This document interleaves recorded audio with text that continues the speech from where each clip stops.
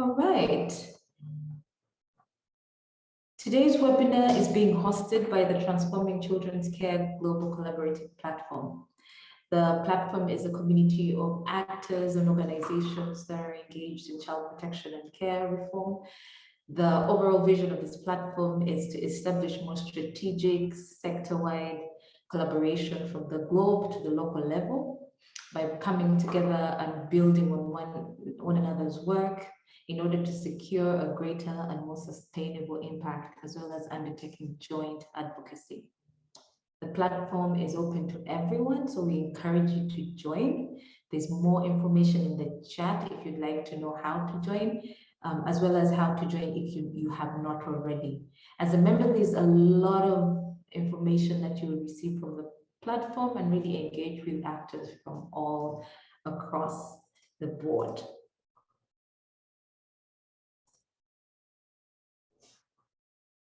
Today's webinar is being recorded and will be available in Spanish and English.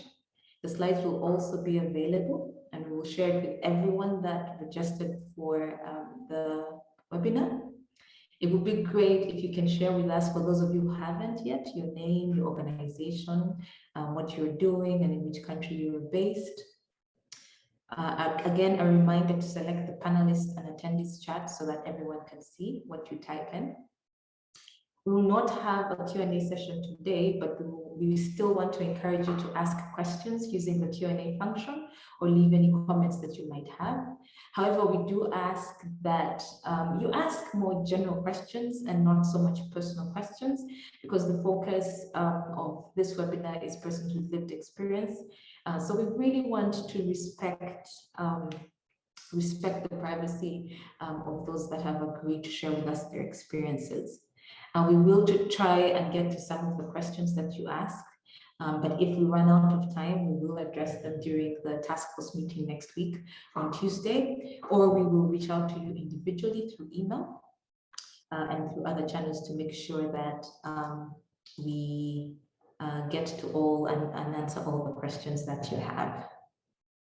Once again, my name is Barbara Abe. I work for Catholic Relief Services as a Regional Family Care Advisor.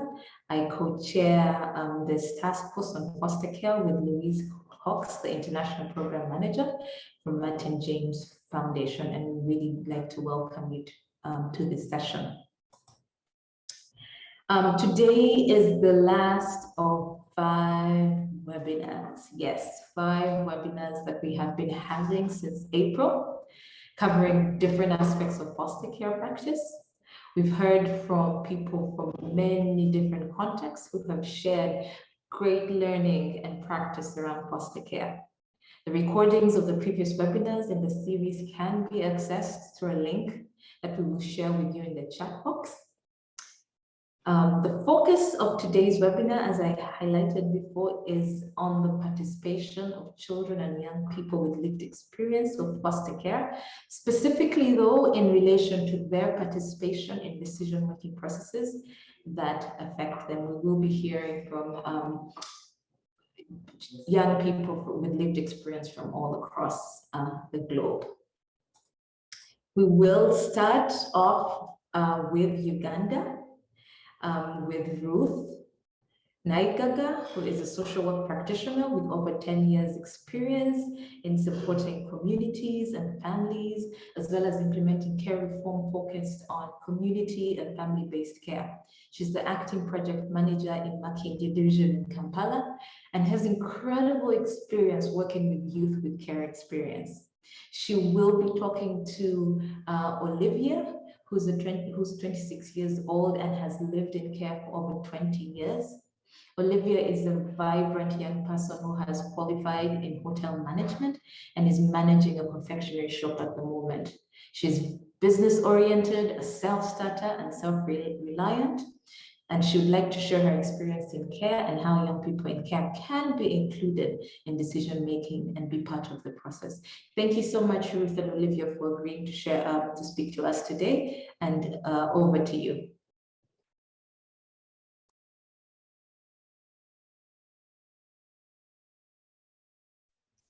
Hi, hello everyone. Thank you, Barbara.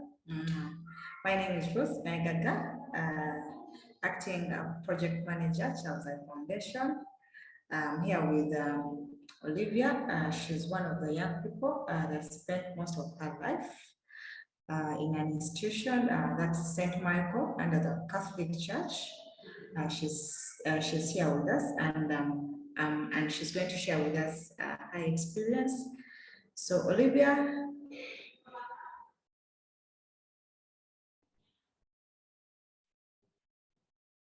Olivia, can you hear me? Yes, and Truth.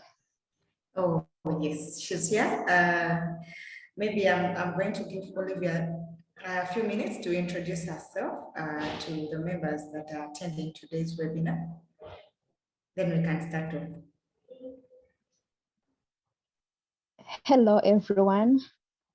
I'm Tramyomwe Olaria Olivia. I am 26 years old. I originally come from the southwestern part of Uganda. I studied from Chambogo University. I pursued a degree in hotel and institutional catering. I have lived with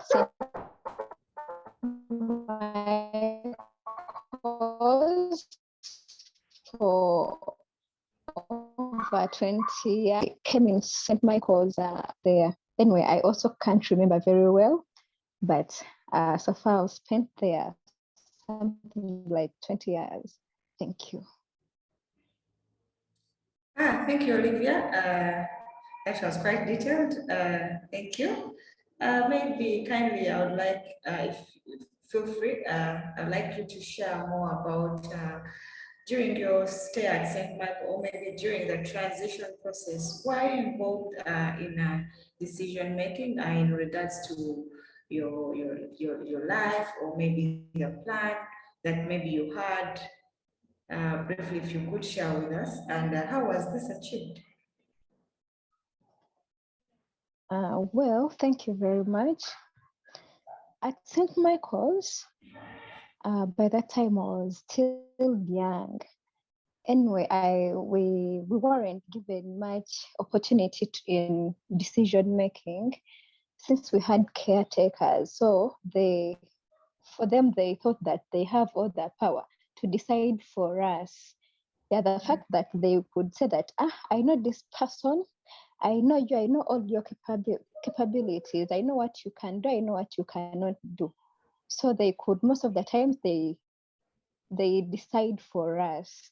But with time, when we started growing up, and maybe another thing that opened us, we had our sponsor, the late Reverend Father John, who was from UK. Most of the times, whenever he could come to Uganda, he would share with us, he would comfort us, he would tell us, always be yourself. So we learned most of the things, most of the confidence, the self-esteem. Most of them we got them from him, but not our caretakers, because our caretakers, for them, they thought they know us well, they know everything about us, and they wanted to decide everything for us, whether it's education, the type of school you're going in, the course you're taking, the subjects you're taking. But when Father came in, he was like, no, I am tired of this nonsense. She is a grown-up person. I think she can make a decision for herself. So I think that's how slowly we started coming out of that pit. I think I should call it okay, it wasn't really good for us, so I cannot describe it in a good way. And during the transition, when I was living St. Michael's, actually here it was somehow a different thing. The fact that I had now grown, I had experienced some challenges here and there. And the fact that the social workers, maybe they were understanding, maybe for them, For you, Ruth, maybe for you people, you knew how to take care of the young adults, which was far different from our caretakers. At this time around, my social worker, he could ask me everything. So he could not do anything without my consent. And the moment I leaned on to with my relatives, because I told him I cannot live with my relatives. I have spent in St. Michael's 20 years. Don't expect me to live with the relatives, the ones that who don't know me and I don't know them. How would they help me? So he was understanding, and he gave me that opportunity to decide for myself. From everything that we did with the child, I think that's it. Okay, Olivia, you mentioned earlier that things changed when father came in and they started involving you in decisions. What types of decisions were you involved in based on maybe your life or maybe your career? Maybe if kindly you could share with us. The types of decisions I was involved in, firstly, it was the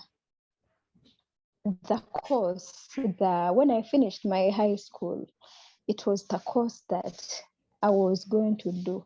Because he was like, no. Auntie Musawa, you cannot decide for her. You cannot decide for him. I think they have now grown. They can decide for themselves. At least they know what they.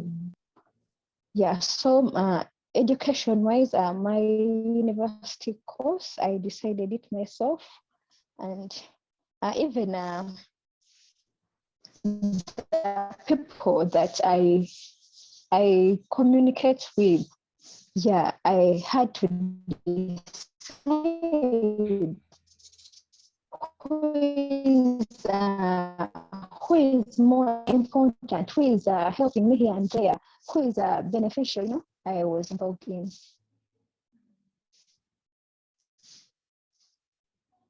Okay.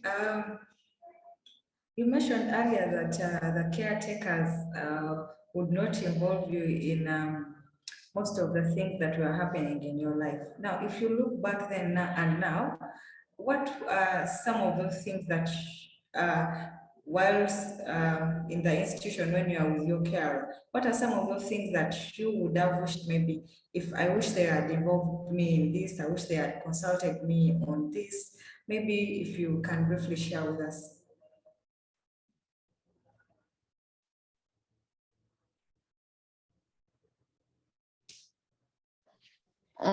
The things that sometimes I wish, but I can't take them back, are the situation we passed through before our caretakers, it was them to decide for us the type of school you're going to. The primary school, the school we started with in primary, it wasn't a good one, because I remember those days we were going at school very early in the morning at around 5. We had no shoes. We could go to school barefooted, and we are passing in slums. So, and the school was very, very, very far. But to them, they wanted that school because we're paying few little fees.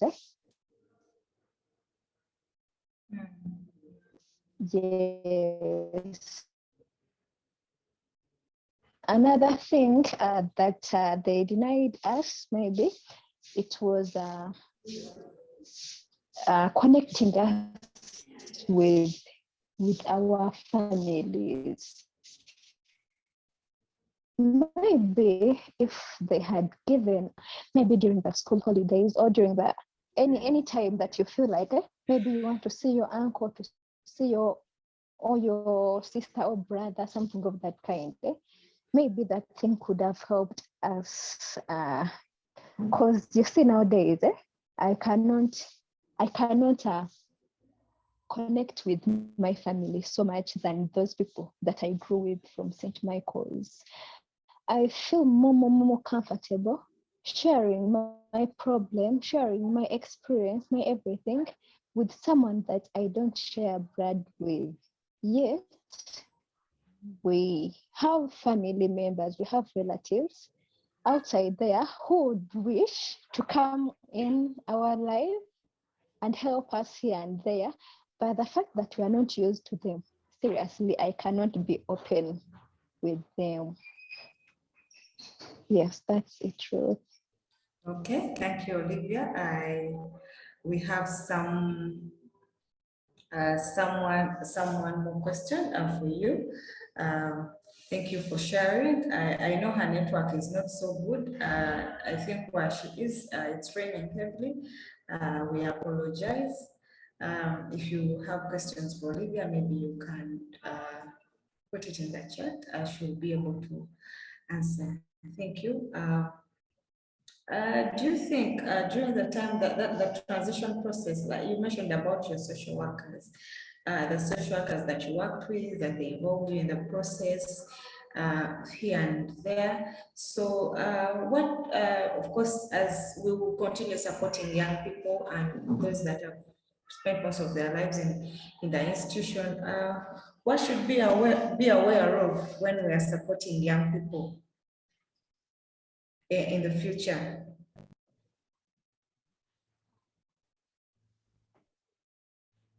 In the future, their consent is always important, because you might force someone to do something that she or he doesn't like at all.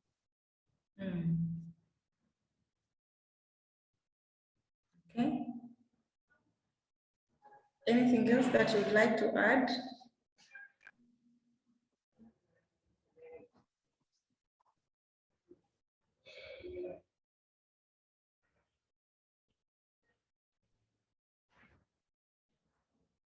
Olivia, can you hear me? Yes. You talked about their consent. Anything else that you'd like to add while supporting young people during the transition process, apart from the consent? And maybe your advice, because sometimes the fact that we are adults, and most of the people, the adults you get, they be coming from the institutions, and in the institutions they are always not aware of many things. They have not experienced many things. They don't know many things.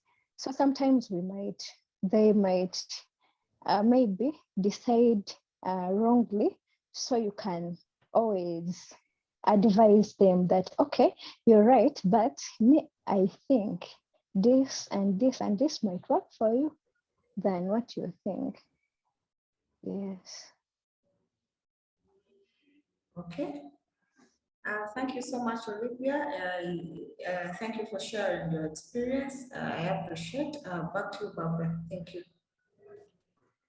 Thank you so much, Ruth and Olivia, specifically Olivia, for taking the time to share your very personal experiences with us. We really do not take that for granted. It's not easy sharing with everyone on this call what you went through, but your insights are very much appreciated and invaluable. We now want to cross over to Hong Kong, where we will hear from a young person with lived experience of foster care. Unfortunately, she was unable to join us today live, but agreed to share her thoughts through audio.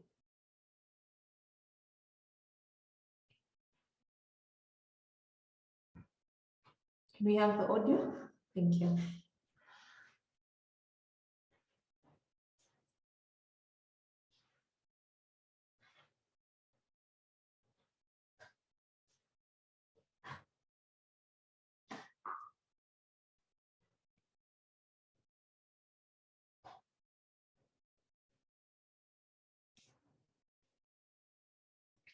I can't hear the audio.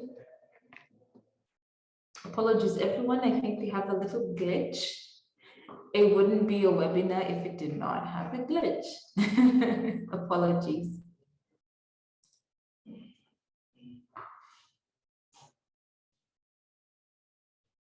Give us a few minutes, everyone. Our apologies. We seem to be having trouble with the audio.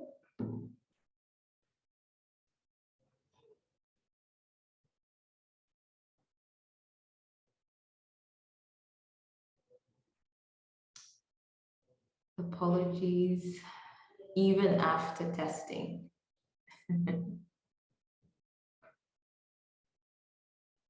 A few more minutes. Thank you for your patience.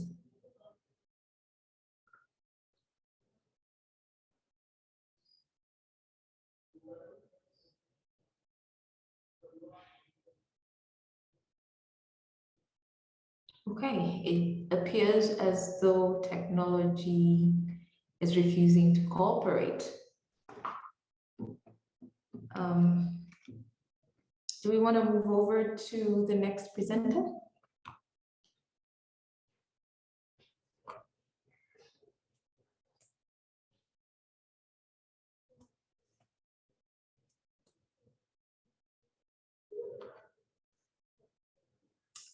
Yes, I think, apologies everyone, again, despite multiple tests, we still have technology glitches, as is always the case.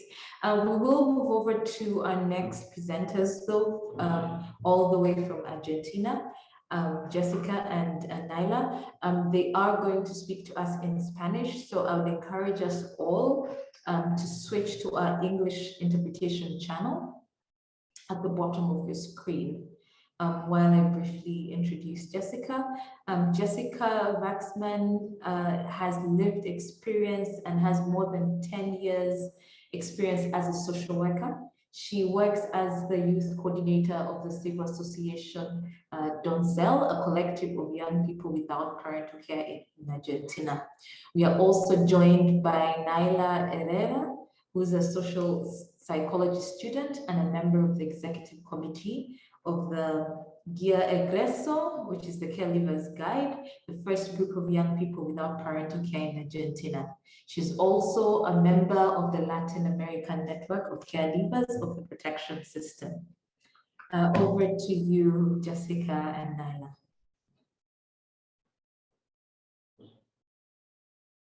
Bueno, buen día. Antes que todo, muchísimas gracias por la invitación. Estoy muy emocionada de este espacio, de que existan estos espacios. También estoy un poco nerviosa, como me presentaba muy bien Catherine, muchísimas gracias.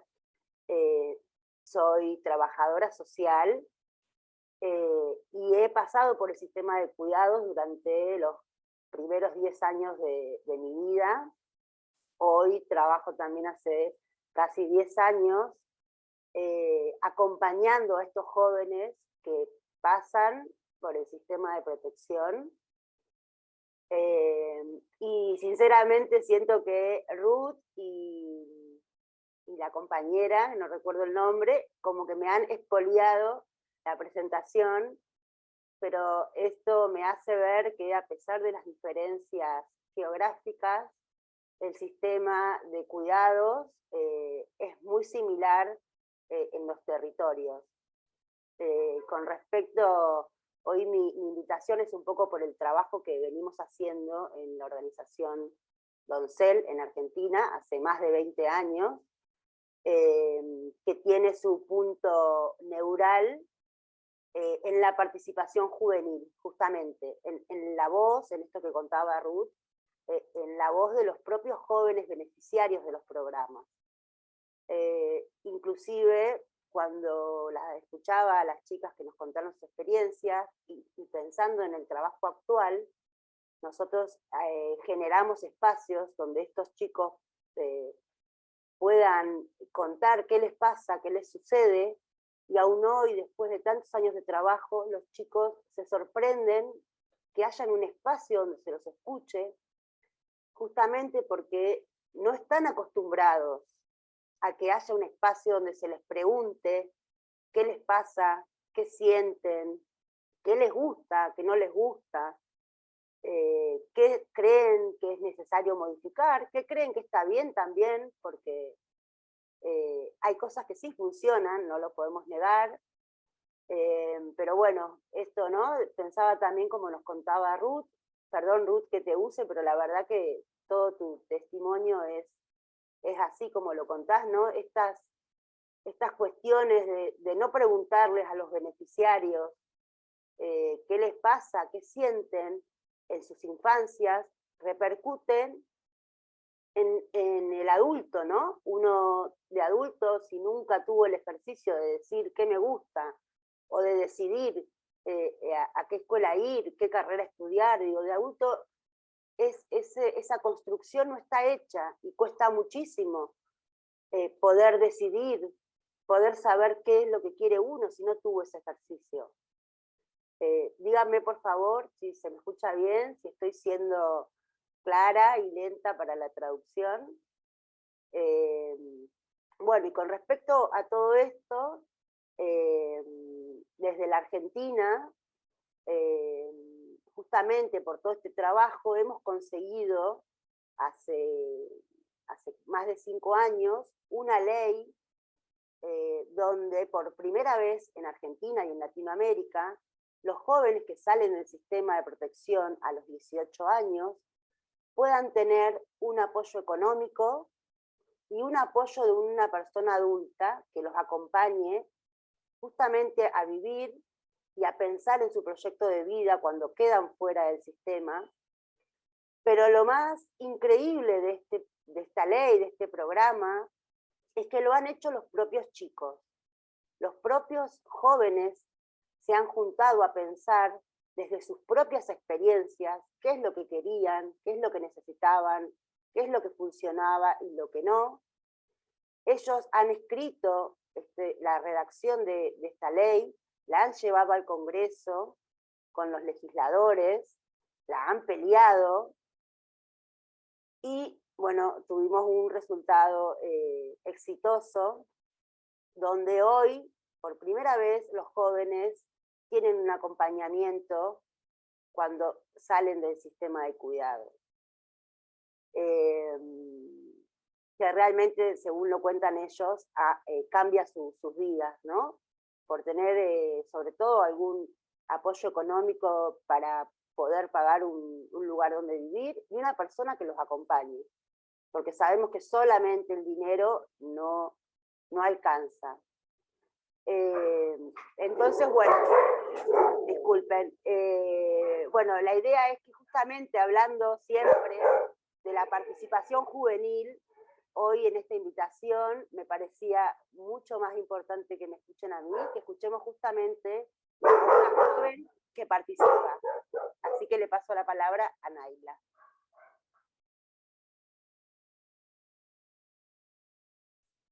Gracias. Gracias, Keki. Bueno, mi nombre es Naila, como bien me presentaron. Tengo 20 años. Soy mamá de una pequeña de 7 años. El resto ya se dijo. Pasé también, igual que las otras compañeras, por el sistema de cuidado alternativo de mi país. Viví junto a mi hija unos 5 años y medio aproximadamente, bajo el sistema. Y efectivamente me ha sucedido lo mismo que acabamos de exponer. No he sido partícipe de todas las decisiones que se tomaban directa o indirectamente en mi vida. Entonces seré un poco repetitiva con lo que se habló, pero me parece importante hacer hincapié en esto y decirles que, bueno, que desde nuestra experiencia como egresados son pocas las veces, en general, no digo solo en mi caso, que no se nos consulta sobre las decisiones que afectan directamente en nuestras vidas. Estando a cargo del Estado, se halla en una familia de acogida o en un dispositivo de cuidado, casi nunca se nos consultó qué queríamos hacer, siquiera con quién queríamos vivir o si queríamos irnos de donde estábamos viviendo. Esto independientemente de que se nos haya sacado de nuestra familia de origen, ¿no? Es decir, poder elegir con qué familia quería ir, a qué hogar, si quería cambiarme de institución o no. Y esto generaba un impacto muy negativo para con nosotros. Y Keki bien Jessica, yo le digo Keki, bien lo explicaba, que genera mucho daño a largo plazo y dificultades para poder decidir sobre nuestras vidas ya en la vida adulta, ¿no? El qué quiero hacer, qué quiero estudiar, o siquiera qué quiero comer, porque no se te preguntaba qué quieres comer, o si te gustaba, o lo que fuese, la ropa, cosas que puede que sean cotidianas, pero que para nosotros eran extraordinarias y eran lujos que no nos podíamos dar. Por eso creo y creemos que es necesario y fundamental que escuchen nuestras experiencias para cambiar el sistema, sea la modalidad que sea, dando así la oportunidad de poder replicar las buenas experiencias y trabajar por aquellas que son malas, ¿no? Para que no se vuelva a repetir. Desde la IAGRESO, como bien contó Kiki, perdón, Jessica, es el primer colectivo de jóvenes sin cuidados parentales de acá, de la República Argentina, y hemos creado esta ley. Algo que no mencionó Kiki es que esta ley fue impulsada por jóvenes que pasaron por el sistema, pero que ninguno de ellos era beneficiario. Entonces esto es muy importante porque aunque ellos no iban a entrar y no contaban con los requisitos en el rango etario para poder ser beneficiarios de este programa, trabajaron igual para que otros no egresen de la manera en la que ellos habían egresado y que puedan tener herramientas para tener una mejor calidad de vida.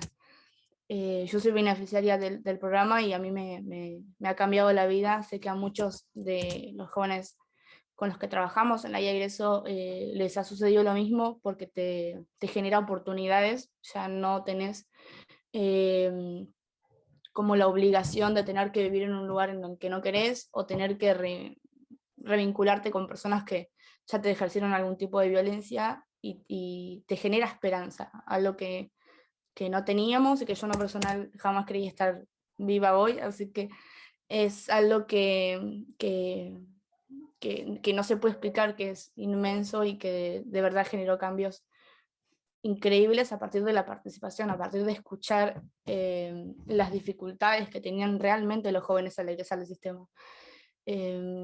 Así como también el vivir en el sistema, ¿no? Porque es muy difícil egresar si no hubo un buen ambiente dentro del sistema, porque muchos jóvenes se escapan de los hogares, de las familias, de las instituciones, por este maltrato. Entonces, todo esto lo tuvieron en cuenta a la hora de armar este proyecto.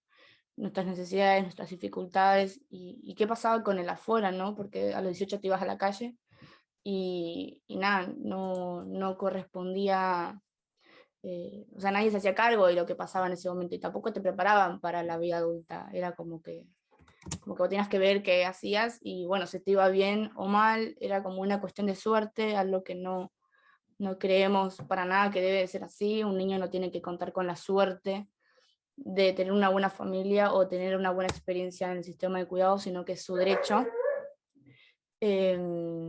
Y por eso creemos que también es importante que repliquen estos espacios de participación con jóvenes con experiencia en el sistema de acogida y en el sistema de cuidado alternativo, para que escuchen sus necesidades, sus dificultades, sus inseguridades, y que realicen inspecciones a las familias y a los organismos sin previo aviso, para que puedan realmente conocer sus realidades, ver el cotidiano de sus vidas, y no lo que muchas veces para nosotros, y como nosotros nos referimos, es una pantalla que acumula un montón de falencias y maltratos debajo de la alfombra, ¿no?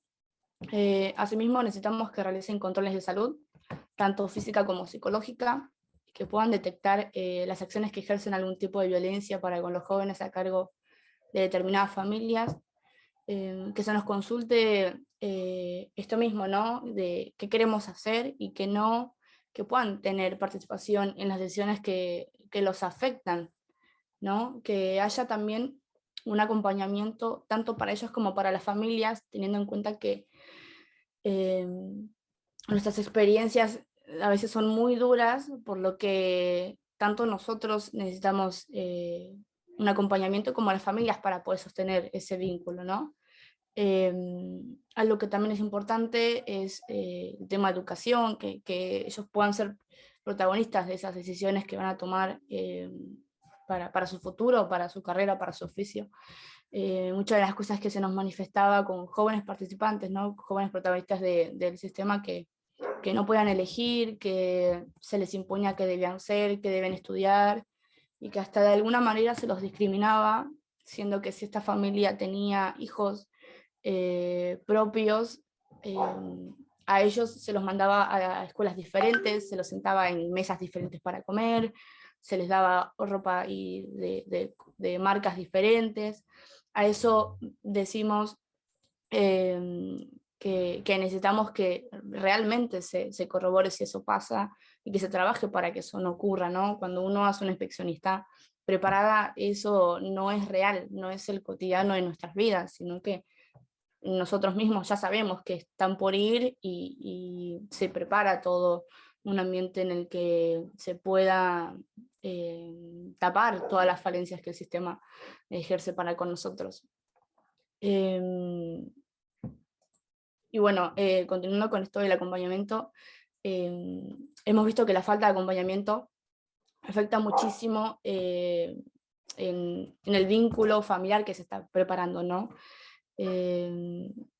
Esto genera también como un desborde emocional por ambas partes en la intención de generar este vínculo familiar que muchas veces excede las herramientas que pueden llegar a tener las dos partes, ¿no? Digo, una familia que quiera acoger a un niño y que este niño presente muchas dificultades para generar un vínculo, para comunicarse y demás, la falta del acompañamiento, tanto para el niño como para la familia, puede generar que esa familia no se lleve a cabo, no se complemente en sí y el niño vuelva a una institución, algo que no creemos que deba de ser, y que si este niño tiene la oportunidad, niño, niña o adolescente, tiene la oportunidad de tener una familia, se debe trabajar para la permanencia de la misma, ¿no?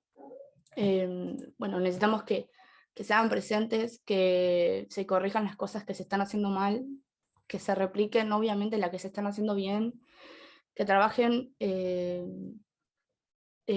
con responsabilidad para con nosotros, que tenemos la capacidad de decidir ya a una temprana edad, de poder manifestar nuestros deseos, nuestras dolencias, nuestras dificultades en el entorno en el que estamos viviendo. Y lo que nos pasa, y con esto cierro, es que muchas de las veces nosotros acudimos a ustedes, al sistema, pidiendo ayuda, creyéndolos como la última opción que tenemos para vivir bien, como un salvador, como algo así.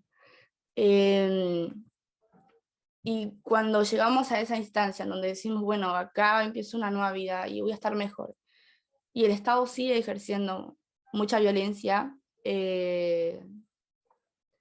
no podemos proyectarnos, no tenemos una esperanza de vida, ¿no? Ya no puede ocurrir que esto pase, ¿no? Y que quienes debieran garantizar nuestros derechos sigan ejerciéndonos la misma violencia de la que estamos queriendo escapar de nuestras familias de origen.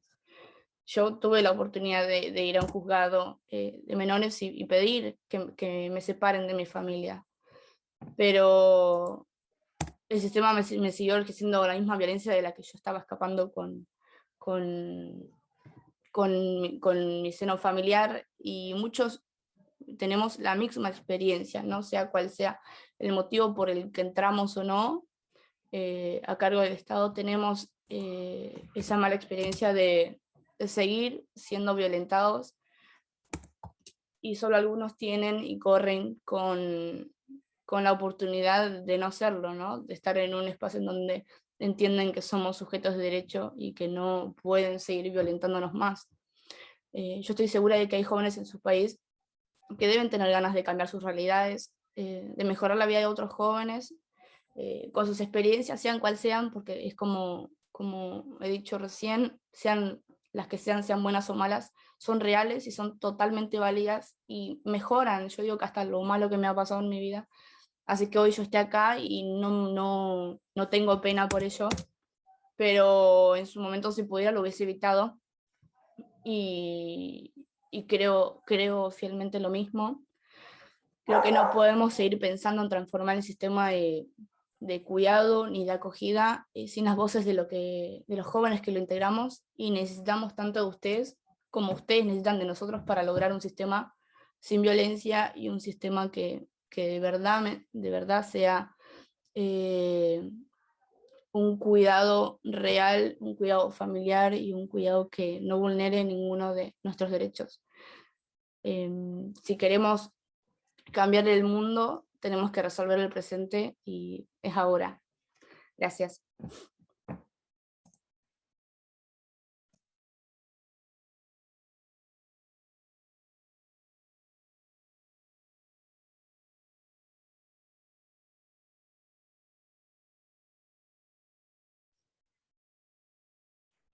Si les parece, hacemos una recorrida por el PowerPoint, que es un poquito lo que charlamos, pero por ahí queríamos dejar una reflexión para trabajar en el futuro.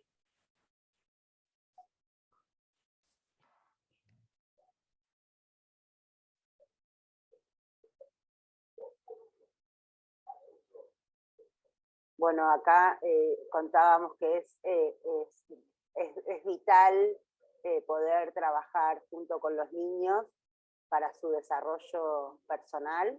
Pasamos a la siguiente. Por favor.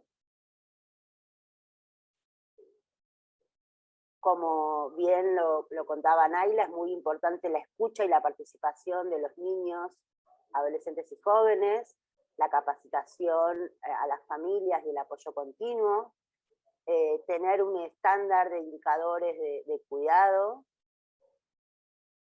La siguiente, por favor.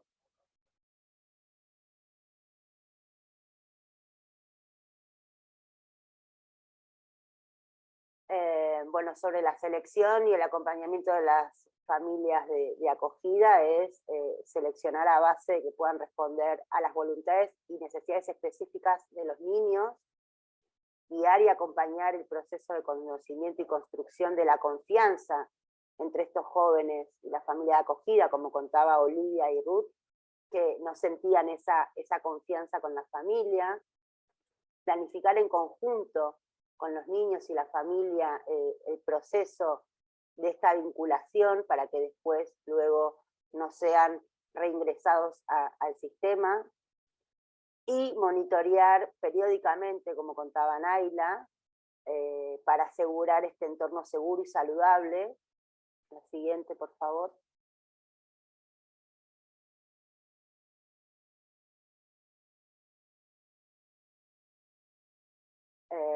Bueno, los elementos claves para el funcionamiento de este sistema de acogida es central, como habíamos dicho, la capacitación y la auditoría permanente.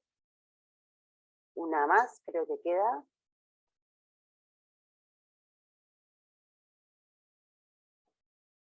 Y bueno, nuestras humildes recomendaciones es, como bien lo contábamos hasta el momento, es preguntarles la opinión sobre lo que sucede en el proceso a los niños, que las visitas no sean avisadas, justamente por lo que contaba Nay, porque se prepara y se muestra algo que no es real, que se realice un seguimiento a todos los integrantes de la familia, los niños de acogida, los niños propios de la familia, y que se habiliten estos espacios de reflexión para los niños entre pares, ¿no? Espacios donde se puedan juntar niños de acogidas y puedan intercambiar experiencias. La próxima, y terminamos.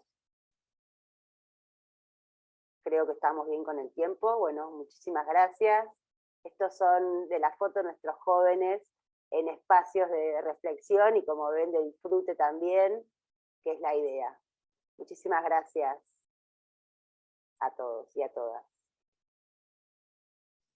Thank you so much, Jessica and Nyla, for sharing your very personal experience. You've certainly given us a lot to think about, and I know many of us on this call would like to do better in this area, and I'm really listening to your opinions very keenly. So thank you so much for the recommendations. Thank you so much for sharing your very personal experience.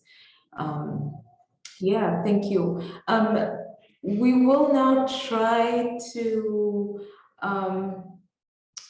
revert back to our person with lived experience from Hong Kong.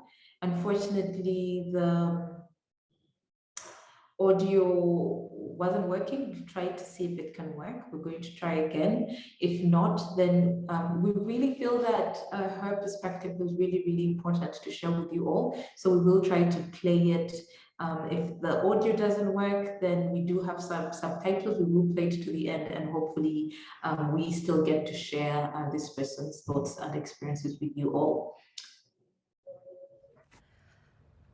I would say I'm lucky to be involved in the critical decision makings, from the academic planning to the arrangement on the independent living. It seems to be difficult times to make decisions, yet successful. This was mainly contributed by the mutual trust over all the parties. Take the independent living as example, in which it affected me the most, even for now. At the very first beginning, I studied a mother's choice over options such as living with my biological father and living in youth dormitory.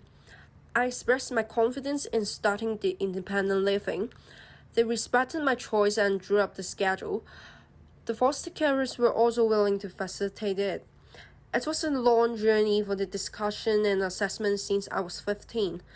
The key concern was whether I'm capable to manage myself. The assessment hits many areas, including financial burden, essential life skills, as well as the interpersonal development. With their continuous support and my determination, it came to a success. So far, I manage myself quite well with the stable life.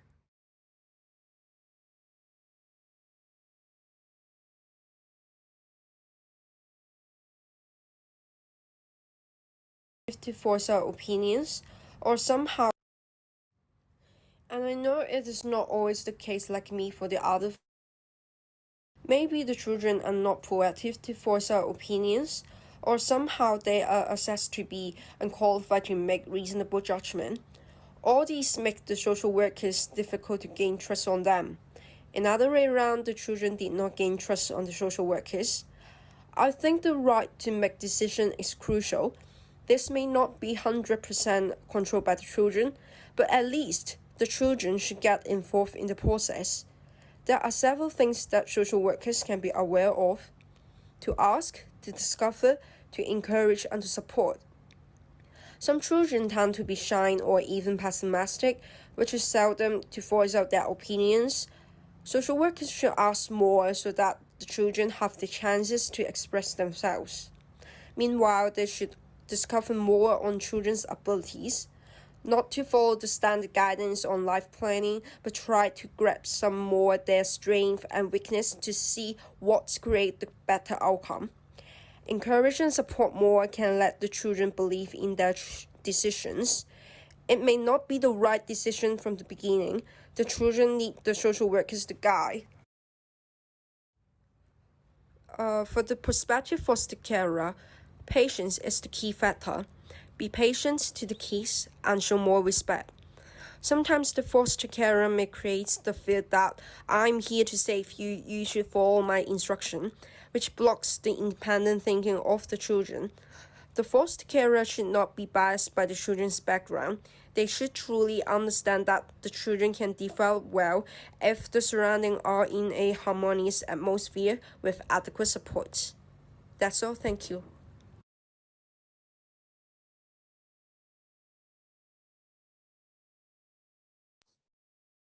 It worked. Thank you so much, our IT team. We were holding our breath there for a moment, but you know, it was very important for us that we hear from the person with lived experience in Hong Kong. So thank you so much to our team for making sure that that happens. We're now going to move over to Ireland, where we will hear from Arsene Martina. Unfortunately, Arsene was also unable to join us because of school commitments, but still managed to share with us his thoughts through a recorded interview with Louise.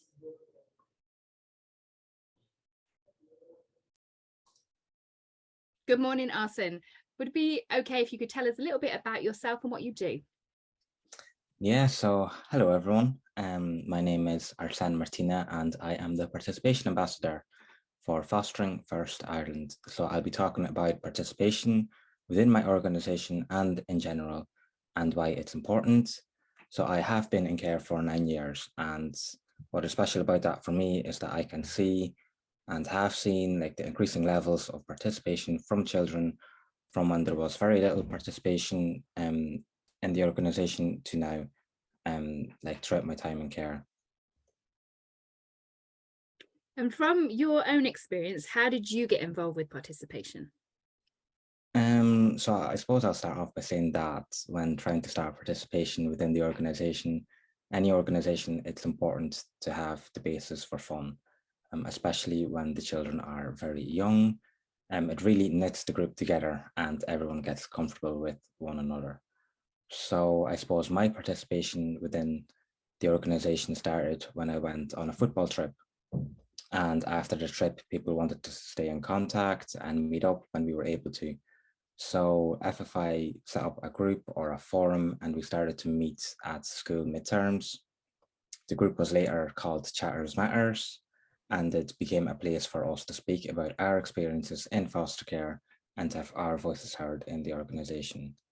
So a lot of the children that are going into care for the first time, like, wouldn't know a lot about being in foster care or being a person in care, and getting them to participate in the organisation could clear up any questions that they could have. You know, for example, like that they're not the only ones, that type of thing. So then being involved in a group like that and participating, it gives the young person the chance to make connections and friends. It empowers them and gives them more confidence about the situation they find themselves in. And in general, it also helps us, I suppose me being the participation ambassador, provide services on what the children want instead of what we think they need, which means it provides a better service in the long run. I suppose that group really went from strength to strength, you know, learning our rights, both as citizens and within foster care. And I suppose at that time we made a pamphlet to schools outlining what they could do when a young person moves to their schools, as well as creating the From Me to You booklet. As our voices were listened to, and you know, we had the opportunity to make positive changes for children in care. Definitely that From Me to You booklet, it was made about 5 years ago, I think now, and it was made by children in care for foster parents. So it was the group's ideas and hopes, and the intention of the booklet is definitely that it makes it easier in foster care for the children, you know, especially when they're going into care for the first time or when they are changing care placements. The booklet is just recommendations and advice, and the benefits of doing that booklet for me personally was making a positive change in care for other people and realizing that even though my experiences with care has been positive, you know, not everybody's has. Yeah, like another opportunity to participate in FFI would be going on the Independence Retreat. And the Independence Retreat is for 16 and 17-year-olds and is a 4-day or 3 nights overnight stay, you know, where independent living skills are learned. So I suppose the key independent living skills that we would be teaching would be like cooking and preparing food, budgeting, and then like college preparations as well. Like the days would be split into workshops in the morning and then activities in the afternoon. more than likely. And like we try to pick places where there's a variety of activities available, whether it's on land, water, and then like zip lines, you know, that type of stuff. Yeah, and I suppose the benefits of that is that it prepares the young person for life after foster care while still having fun. Sounds good. So actually, could you tell us a bit more about your current role and what that involves? Yeah, so over a year ago, I became the participation ambassador for Fostering First Ireland. And what I do as the participation ambassador is I support and develop and encourage children's participation, the right to organisation for the benefit of both the organisation and the children in care. So in terms of the Charter Matters group, my role has morphed from being an active participant and a young person in that group to becoming more of a facilitator and a person running that group. So for example, the last piece of work that group did was an intercultural booklet. So finding out like what can help a young person in care if they have a different cultural background to the foster parent. And it was again made for the foster parents and by children in care. And so I would have been like facilitating that group with their ideas instead of trying to come up with ideas of my own. You know, so as my role of participation ambassador, like I would also represent young people in care in the organization. One example of that would be whenever there was interviews last year, I would have been on the panel asking the interviewee questions that young people in care came up with. Yeah. And then I would also speak at foundations, and foundations is in Fostering First Ireland is a 3-day course, but it's spread across 3 weeks that you need to complete to foster with them. So it's not the only thing that you need to complete, but it is like extremely important. And I talk about that. Well, I talk about my own experiences. So my first few days in care, the From Me to You booklet, and then why participation is important. They would be the 3 key factors, and then I also give advice. Brilliant. So what do you think is the importance of participation? Participation is extremely important. You know, it really knits a group together. In this case, children in care, and I suppose the organization. But it really knits together any type of group. You know, it doesn't even have to be any fostering agency. You know, but it's also really important because children in care are really the experts about being in care. You know, being able to have them participate within the organization helps us to provide a service what the children want. Definitely, I think I've said that before, instead of what they need, but it's so important. Like I'd really reiterate that, and that which definitely creates a better service in the long run. Thank you. And if you had any key message for the people listening today, what would it be?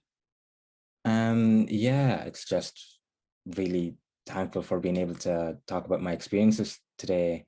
But I also would have hoped that I'd have shared or helped you understand why participation can be important in an organization and how it can be a channel to listening to the voices of children in care. Brilliant. Thank you so much, Arsene. It's been a real pleasure talking to you. All right. Thank you very much for having me.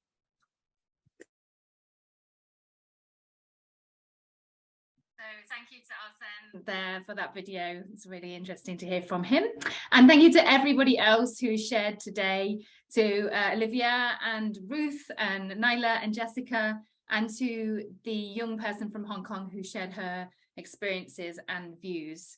As Barbara said at the beginning, the webinars came from the creation of the task force group that is developing a thematic brief on foster care. There is still time to join the task force. We'll be meeting again next Tuesday at 2 different times. So there should be a convenient time for your time zone. And there's different ways in the chats, etc., to join the platform and to join the foster care group.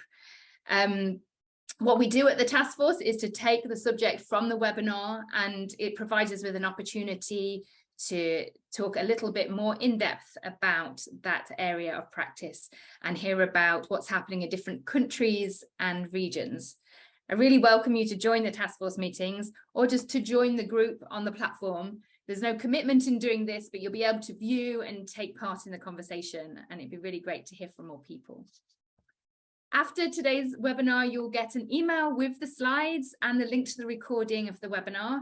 The recording will be, you can get Spanish and English recordings. So all that is left for me to say is to thank you to Barbara for hosting today. Thank you to Catherine and Margot from Better Care Network for all their hard work putting together today's webinar, and to Nora and Anna for their interpretation. Thank you everybody that's come. It's great to see so many people come today to hear from people with lived experience. I'm sure we all agree that this is a very important part of the work we're doing. And thank you for joining us over the past few months in this Spotlight series on foster care. I hope that they've been helpful and that you've enjoyed them, and look forward to continuing our conversations in the task force and beyond that. Myself and Barbara's contact details will also be in the email, so please do reach out, and I'd love to have a conversation. So thank you so much, and enjoy the rest of your day.